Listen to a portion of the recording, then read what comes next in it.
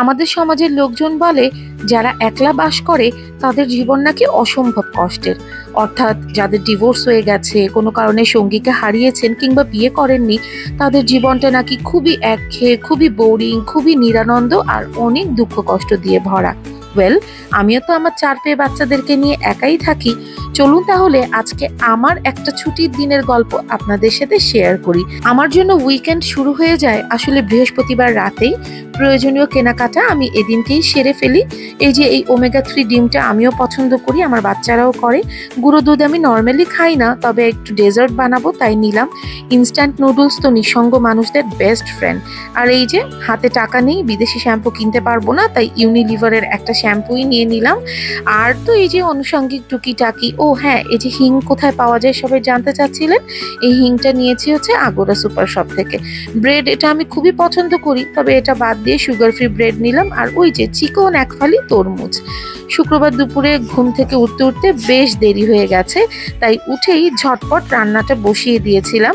বাসায় গেস্ট আসার কথা ছিল।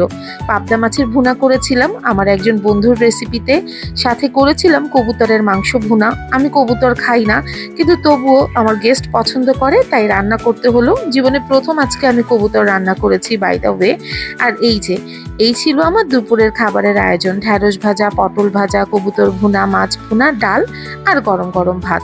আমি যদিও কিছুই খাইনি, সামান্য একটু পায়েস আর মুড়ি খেয়েছি। আর তারপরেই বেরিয়ে পড়েছি শান্তর সাথে। না না, শান্ত আমার বয়ফ্রেন্ড না, শান্ত হচ্ছে আমার ছোট ভাই। আপন ভাই না হতে পারে, কিন্তু আপন ভাইয়ের চাইতে বেশি। ওই আমার রাস্তার কুকুরদেরকে খাওয়াতে হেল্প করে। এই যে দেখুন, আমার এই মেয়েটা সুন্দর না? আমরা 2 ভাই বোন মিলে চলে গেলাম ফুড নেস্টে।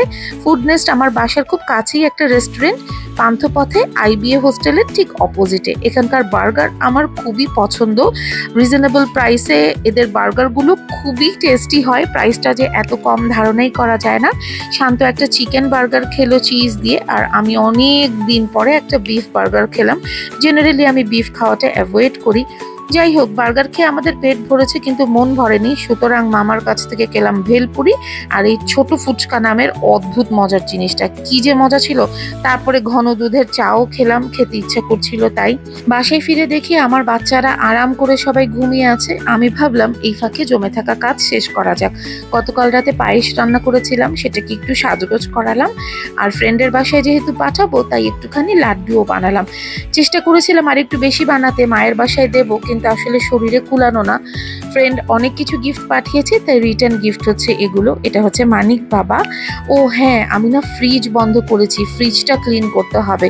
ফ্রিজ ক্লিন করার কথা চিন্তা করলে গায়ে জ্বর আসে। এটা হচ্ছে আমার ডিপ ফ্রিজ, যেখানে আমি কুকুরদের জন্য খাবার রাখি। আমার বাচ্চাদের জন্য খাবারও এই ফ্রিজটাতে থাকে। আর এই যে রাস্তার কুকুর বেড়ালদের জন্য খাবার রেডি করছিলাম।